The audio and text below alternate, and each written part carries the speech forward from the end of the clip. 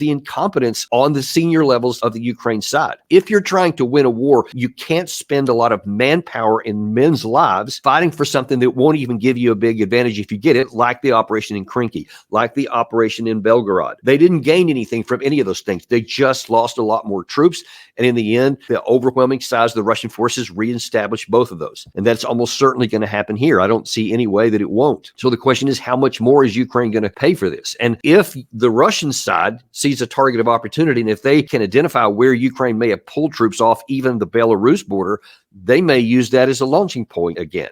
There was already some reports that Russia was getting ready for another incursion into the Sumy area, somewhere north of the border there, already to go back in to make a new penetration. Perhaps they may do that again to put even more pressure on the Ukraine side and then put Zelensky in a real tough bind. Now, what are you going to do? You're going to keep on going with this incursion into Kursk while you're facing a new attack from the Russian side in the Sumy area?